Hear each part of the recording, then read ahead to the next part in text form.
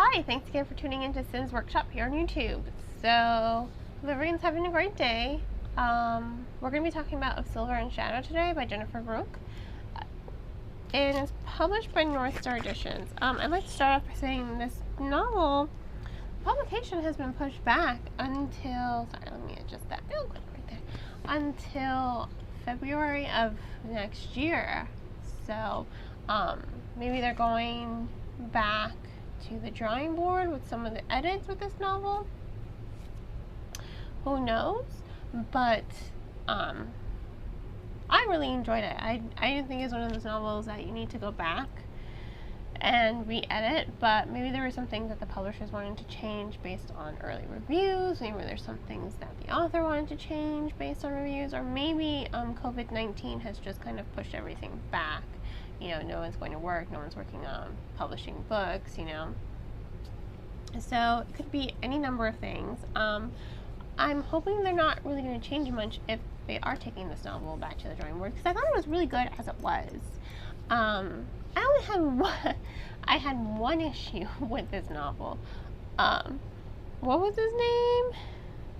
I wrote it down. I know I wrote this one name down. I know I did. What was it? Derek? Venice Complex. I know that. Ooh. Gosh. I did not write his name down. I'm looking at my notes right here. Because, you know, I have one of these. Always handwrite all my reviews first. And they always turn out so much better and a little bit more evolved once I type them. I have a whole process. But, you know, I just get my information down here. I rate it, keep track of how I publish it. You know, I'm a little bit of a nerd that way. I like to be organized. But I can't remember his name. I'm sure it's in my in my actual review, but I don't have like a physical copy of it. But he is the most, oh God, he's the most pretentious character in the world. And he's incredibly self-righteous, and I really didn't like him. I just didn't. I did not like him. And I'm not sorry for not liking him. I thought he was the most pretentious character from the beginning to the very end, basically. But we'll talk about that a little bit more later. First I want to talk about Ren. You know, she's the central protagonist in the story, and what I think is really cool about Ren is the fact that she's this unreliable kind of person. But that's not really right. She is pretty reliable as a person. I really do enjoy her character a lot. She's really snarky. She has, you know, a pretty bad attitude. But you know, it all comes from a place of having a lot of baggage. You know, she does have she has a lot of baggage. She is a silver wielder, and silver in this novel is a type of magic, and you know, it's pretty much been outlawed. The only silver wielders allowed are supposed to be the king and his son. That's it, just the royal family. No one else is supposed to wield this sort of magic because it's pretty powerful. But that's not why, you know, the king are doing it. The king outlawed it because he, you know, he wants to be the most powerful. Isn't that just like a monarchy, to want all the power for yourself? Yeah. So he's kind of like your stereotypical evil king. But he does get what's coming to him in the most unexpected way. Like, whoo, didn't see that coming. Should have saw that coming. Didn't see it coming. So I thought that was a really, really good plot twist. What happens to the king? But, you know, she has a lot of, back to Ren, you know, she has a lot of baggage. You kind of feel bad for her because someone, I guess, saw her doing magic when she was a kid. And so the king and his men, they surrounded her house and they set her house on fire. And she was the only one who survived. So she became an orphan at that point, you know, living on the streets. She grew up thieving and fighting in the fighting pits just for fun, you know, to take out her anger. And she's pretty good. I think that's really good about her. I love how she has like a corset that has like little folds where you could stick little daggers. Like, that's something I want for myself. I have a pretty extensive knife collection that kind of scares my husband, but you know, he can't complain. He bought me some of those knives. I can't go to SuperCon and leave without buying something sharp and pointing. It's a compulsion of mine. But I thought her entire description was very cool. And I love her attitude. I love how snarky she is. I love how she's kind of just, she acts like she's out for herself. Because she is, you know, for the most part. She is out for herself. You know, there's been so much that's happened to her. She doesn't really want to be guilty of letting someone else die because of her. And you can understand where she's coming from. But she's the only one who can take down the king, basically. Yeah, she's the only one who can end this reign of tyranny. And she does it. You know, she joins this rebellion mainly for the money. She has a debt she has to pay off, and it wasn't her debt. It was someone close to her had this debt. They didn't pay it off. They died. So she took the rest of the debt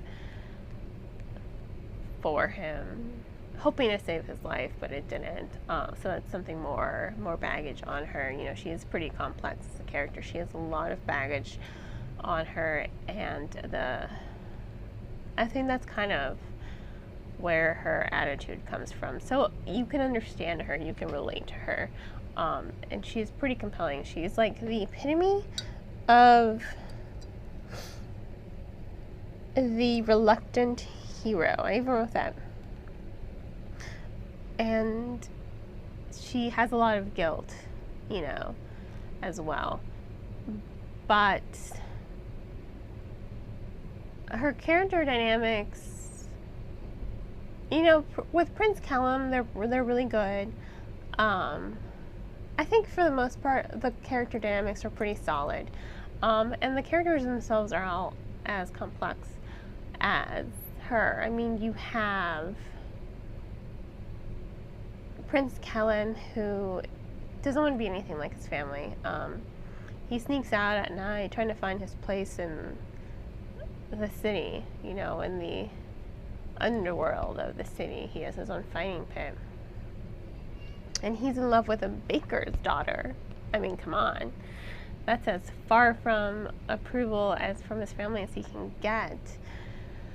So I think it says a lot about him. You know, he's another complex character. And then you have the assassin. Oh gosh, why didn't I write her name down? Because she's actually pretty cool. She's one of the king's children, and one of the king's children are children who have been orphaned due to, you know, campaigns by him, you know, so invasions, colonialism. These are children he's picked, and he's groomed them to be murderers and torturers, and I think it says a lot about her. And she, you know, has this romance with Lessa, another one of the king's children, and I thought their romance was built beautifully. I think their romance was really the only kind of romance you kind of needed in this novel. I didn't think Ren's development with Derek was necessarily important to the story. I think Jennifer, the author, I think she kind of fell into this trap of that cliche YA trope of hate to love. These two characters hate each other and then they fall madly in love, you know. And I think it doesn't work. It doesn't work because, first of all, you have Derek. I'm pretty sure his name's Derek. Really wish I'd written it down. Really wish I had a copy. I usually look at my notes on my phone, but I'm recording, so I can't really do that, unfortunately. Gotta get better at writing names down. I'll get better, I promise. I'm still starting out. But he's kind of an ass. He's a self-righteous ass, and I don't think it would have been better if they went from hate to friendship instead of hate to love, just because they both have a lot of baggage, and I just didn't feel like, especially when you compare it to the other romance that's in the novel between the two female characters, I thought that was way more well done. It was better structured. It had way more development to it, and it fit better in the story than the hate to love romance did, in my personal opinion. I just didn't like Derek at all. I thought he was very self-righteous. He's very pretentious. He's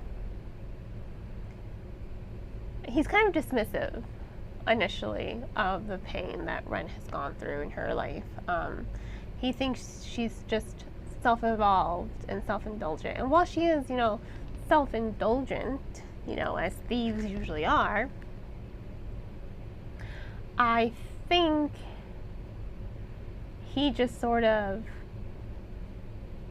just doesn't understand. He's from the high class society. He's part of the upper class, the 1%, and he's trying to fight this rebellion because his mother was part of this rebellion and she died. So he wants to do it in her name, right? That's redeemable, that's a good quality. But he forgets, yes, Ren does have an obligation to use her power for better for everyone. But she has a lot of pain from her past as well. I think he's just really dismissive of it. He's just like, well, you should just use that pain to get revenge on the king. And it's not that simple. People have lost their lives for her because of what she is. And she doesn't want to be the source of people losing their lives for her. She has no qualms about killing in a fighting pit. Or killing to defend someone she loves or cares about. But I think he just doesn't understand. He just doesn't care enough to see past what he thinks is right. For him, everything is black or white, but Ren is just all shades of gray. It's like there is no just black and white. It's a lot of gray area.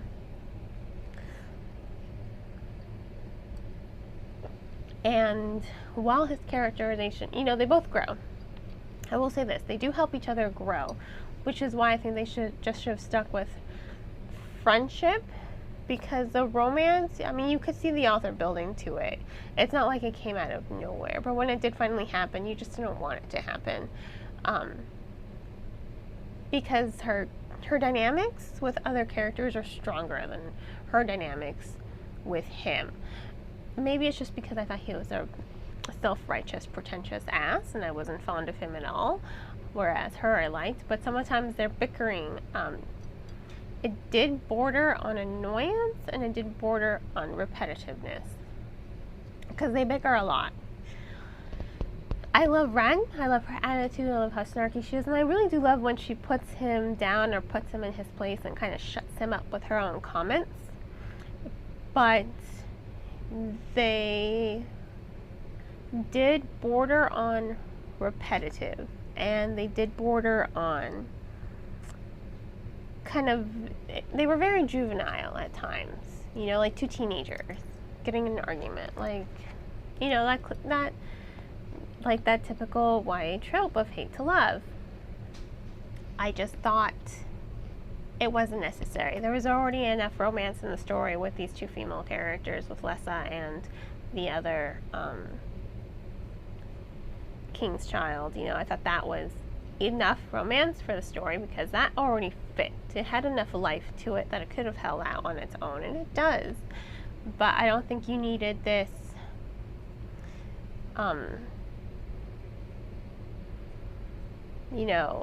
heterosexual kind of relationship in the story. I don't think it was necessary. I kind of felt like it was thrown in, like maybe the publisher, I don't know. Maybe someone really wanted this heteronormative this romance in the story, but I don't think it was necessary. I think these two characters work out better as friends, and that's just my opinion on the matter. But to each their own. To each their own. overall, I did like the story. It moves incredibly fast. Like, it goes bam, bam, bam, bam, bam, and at 480 pages, it didn't feel like 480 pages, which I thought was great. You know, when you have a long story and it doesn't feel long and it's not exhausting to read because you can just fly through it, I think that's great. It's great writing, it's great storytelling, loved it. You know, it's really action-packed, it's really moving. Even though it's switching through 4 different perspectives, it keeps the story moving, so you're engaged in the action, you're engaged in the story, and you are engaged with these characters, especially Ren, because she's really kind of badass, and I love badass characters. So on that note, this is Of Silver and Shadow by Jennifer Gruenke, published by North Star Editions. I gave it 4 stars, and I stick by those 4 stars. So go ahead and keep a lookout for this book. Oh, excuse me. Keep a lookout for this novel. And if you like what you see here, please remember to subscribe and like this video. And have a great rest of your days and day. Have a great rest of your day and happy reading.